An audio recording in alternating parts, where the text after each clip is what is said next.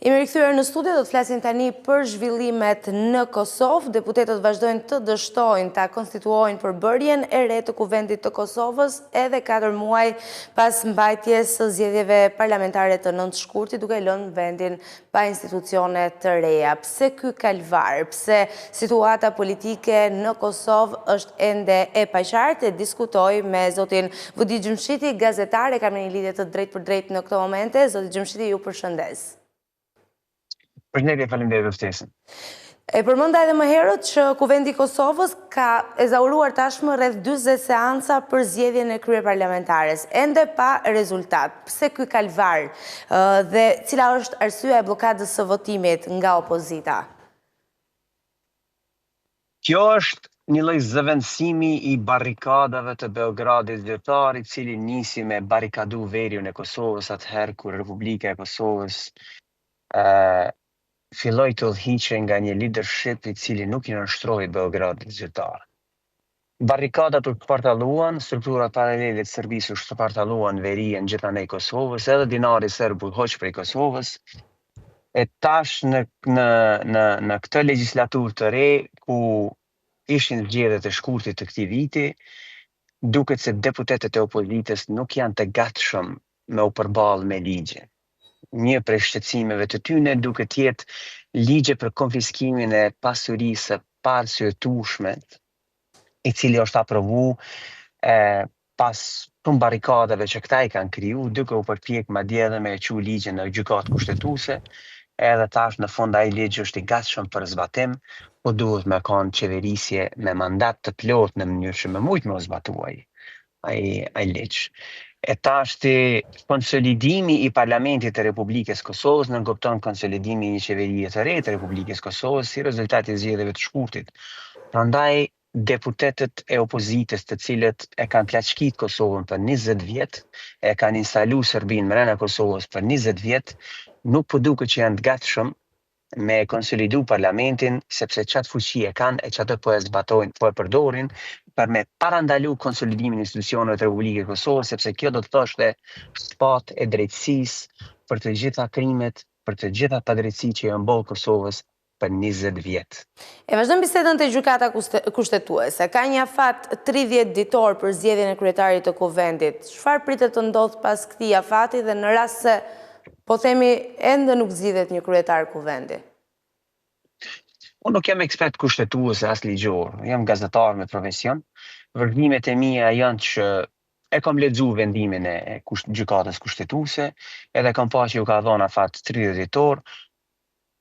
Unë besoj që Kosova gjithsesi duhet me shku në zgjedhje të jashtëzakonshme edhe një herë pas zgjedhjeve të shkurtit, sepse besoj që qytetarët e Republikës Kosovës mund ta kenë një përshtypje tjetër tash për këta deputet të cilët i ka marrë këto vota, e të cilët nuk po e respektojnë votën që e kanë marrë, nuk po e respektojnë kushtetutshmërinë e vendit, edhe nuk po duan me pas shtet. Ata njerëz, ata që u kanë dhënë votat këtyne duhet me i rikonsideru ato vota. Secila nga palët e lexon në mënyrën e saj opinionin e gjykatës kushtetuese, vetëvendosja thekson të drejtën e partisë së parë për emrin, ndërsa opozita nga ana tjetër këmbgul në një emër tjetër. Pse mendoni që opozita po refuzon zonjë Haxhiu dhe votimin e fshehtë? Emri është preteksti. Nuk ka të bëj me arsyën përmbajtësore. Emri është preteksti. Shiko, është e njëjta opozitë e cila i thoshte, i bënte presion qeverisë e Republikës Kosovës që t'i tërheqte forcat e rendit nga veri i Kosovës në emër të flamurit amerikan dhe flamurit BE-s. Sepse thoshte BE-ja dhe amerikanët nuk janë shqetësuar që i ke çu policinë atje. Këta nuk e kanë problem çështjen e BE-s as amerikanëve, ta shqetësim e kanë domethënë shpartallimin e bandave kriminale të udhëhequra nga Vučići në veri të Kosovës. Ta shqetësim e kanë shpartallimin e strukturave funksionale shtetërore të Serbisë në Kosovë, të cilin këta i kishin instaluar për 20 vjet pushtet.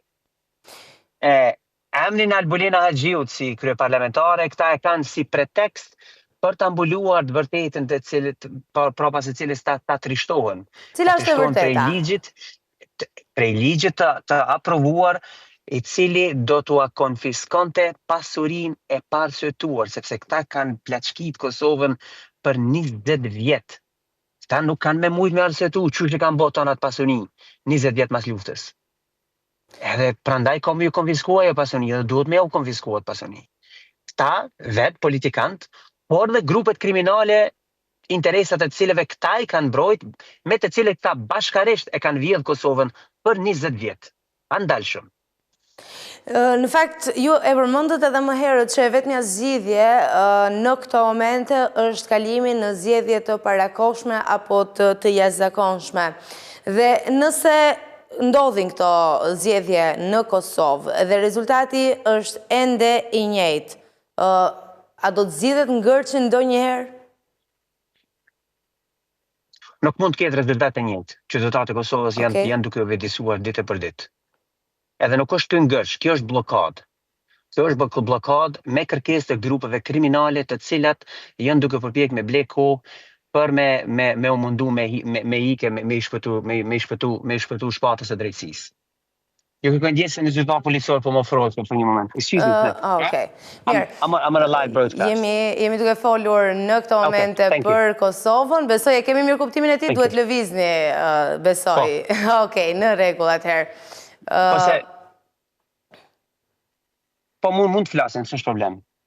Në rregull, vijojmë bisedën atëherë, kemi dhënë disa detaje nga, të paktën edhe në opinionin tuaj, po edhe në gjykimin si gazetar, se çfarë është duke ndodhur në Kosovë, ndërkohë që i rikthehemi zgjedhjeve të tetorit. Pra në tetor do të bëhen edhe zgjedhjet lokale, apo përgatiten partitë politike në përzgjedhjen e emrave? Jo kërkoj ndjesë që nuk mund të jap një opinion të qartë lidhur me punën e zgjedhjeve lokale, pasi që unë nuk jetoj në Kosovë, siç e dini. Unë shkruaj edhe raportoj për Kosovën në sajt të mediave britanike. Gjithashtu jam më tepër interesuar në çështjet e politikës jashtme dhe sigurisë kombëtare dhe kërcënimeve që i vijnë Kosovës nga politika jashtme agresive e Serbisë, si edhe nga geopolitika e Moskës zyrtare. Unë mund t'ju pyes... Kam vëzhgu disa... Po.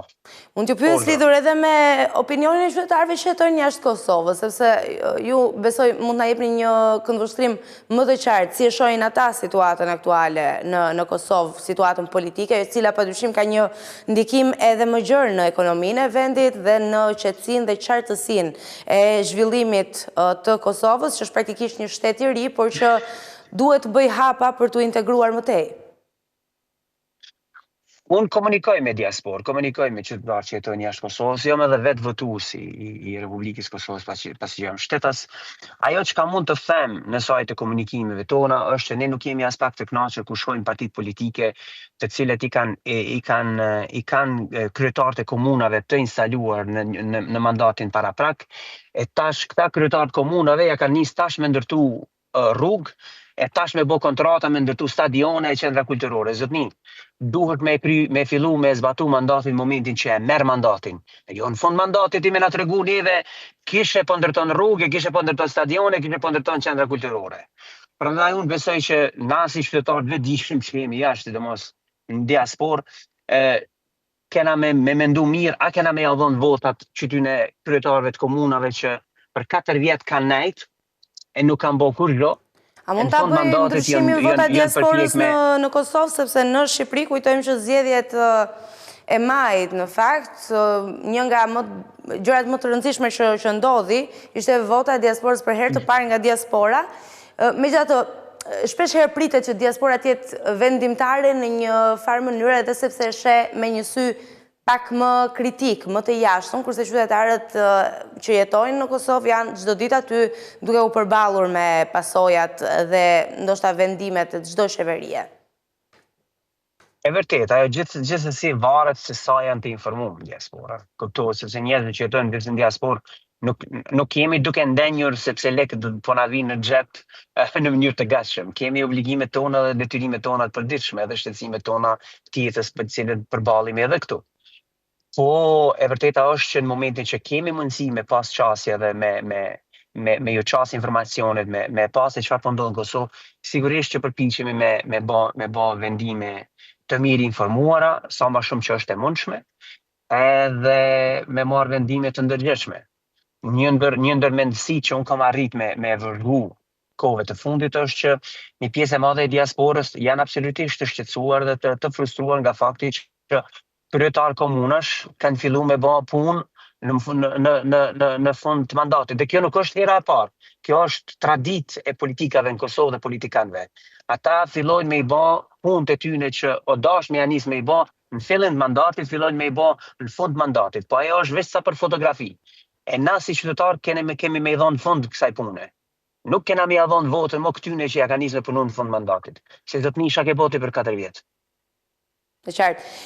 Zoti Gjumshiti, një pyetje të fundit, lidhur pak me presidencën, e cila në fakt ka qenë më e tërhequr në këtë blokadë, ngërç, apo çfarëdo qoftë, kjo është se në fakt me kaq shumë ngjarje sa vijnë nga politika e Kosovës është bërë pak e vështirë edhe për të identifikuar se çfarë është duke ndodhur realisht. Pse është treguar kaq e tërhequr presidenca? Pak të në gjykimin tuaj personal.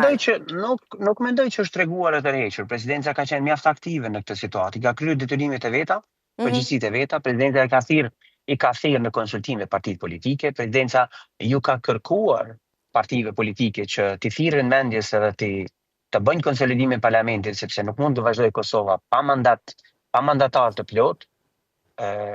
Këta i kanë vazhduar me mendsinë e tyre, sepse atyne që partitë opozitare ju përgjigjen entitetet kriminale me të cilat këta i kanë plaçkit Kosovën për 20 vjet.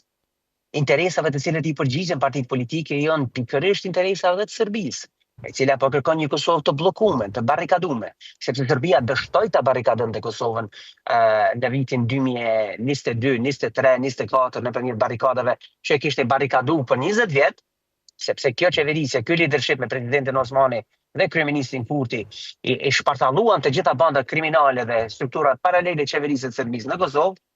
Tani Serbia është duke i përdorur partitë opozitare dhe entitetet kriminale në mënyrë që të përpiqen me çdo kusht ta bllokojnë Kosovën që të mos konsolidohet si shtet. Kjo është bllokim i konsolidimit të shtetit, strukturave që menaxhojnë dhe administrojnë shtetësinë e Kosovës.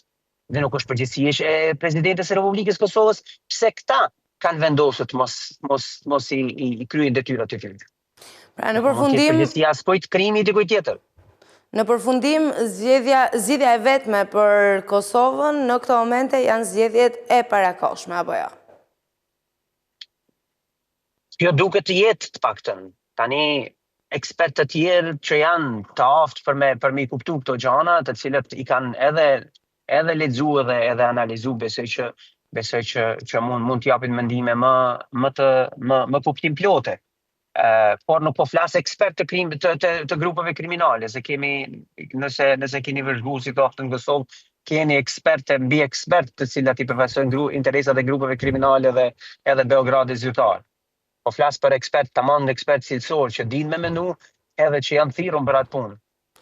Zoti Gjumshiti, unë nuk po ju mbaj më gjatë, se kur ju shoh duke drejtuar mjetin, mendoj që të parët jemi ne të medias që duhet të japim shembuj pozitive dhe telefoni nuk duhet përdoret në drejtimin e mjetit, kështu që ju falenderoj për bisedën edhe ju uroj një ditë sa më të mbar. Ju lutem shumë, faleminderit për ftesën. Qofshim me shëndet.